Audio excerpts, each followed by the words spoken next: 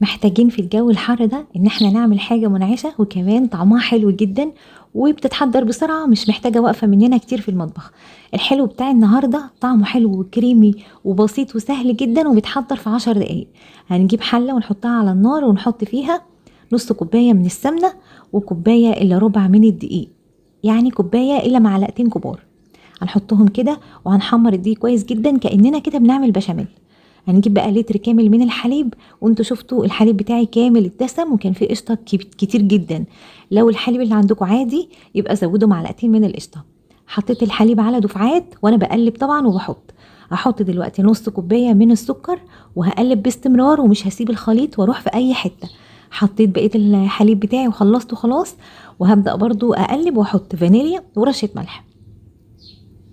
قلبت بقى كده لحد ما القوام هيبقى سميك جدا وهيبدأ يظهر فقاعات، ده معناه ان الخليط بتاعنا خلاص كده بقى جاهز. هرفعه من على النار وهكون مجهزة بقى الكاسات بتاعتي او الاطباق او اي حاجة انا هقدم فيها الحلة بتاعي. الخليط ده هيتبقى منه كده حوالي يعني كوباية كده او شوية، علشان اعمل بس تزيين بسيط. حطيت عليهم معلقتين كبار من الكاكاو الخام وقلبتهم مع بعض كويس جدا، بس الكاكاو ما يكونش مر قوي. لو الكاكاو بتاعنا مر قوي قوي تقدروا تحلوه معلقتين من السكر البودرة او حتى العسل الابيض. وبعد كده خلطتهم كويس وحطيتهم كطبقة كده من على الوش بسيطة قوي، بس هتفرق جدا في الشكل وكمان في الطعم. بعد كده كان عنده قطعة كيك كبيرة كده يعني الاولاد ما كانوش عايزين ياكلوها، ودي طبعا اختياري. التزيين ده اختياري وكمان بتفرق قوي قوي. لو عندكم الكيك هيفرق جدا في طعم الحلو بتاعنا. خدتها كده وفركتها كويس خالص علشان احطها من على الوش.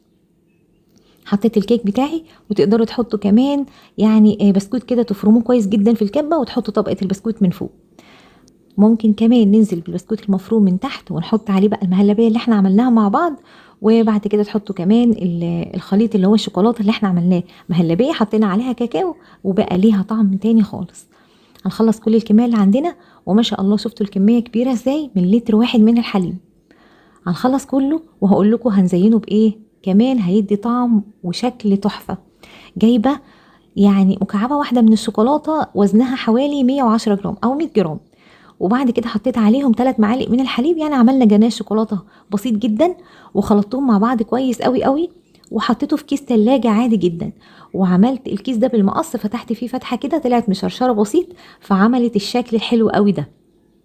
الجناش ده من الحاجات التحفة واللي بتخلي طعم الحلويات بتاعتنا دي حلوة جدا. ما ينفعش ان احنا نسيح شوكولاتة على البخار وننزل بيها خطوط كده، لا مش هيبقى طعمها حلو قوي. لكن الجناش بيدي طعم حلو قوي في الوصفة دي، وتقدروا طبعا تستغنى عنه خالص لان الحلو كده مش محتاج اي حاجة. سقعته بقى كده شوية في التلاجة وبعد كده قدموه بقى. طعمه حلو جدا، لما تجربوه مرة واحدة مش هتبطلوا تعملوه اكيد.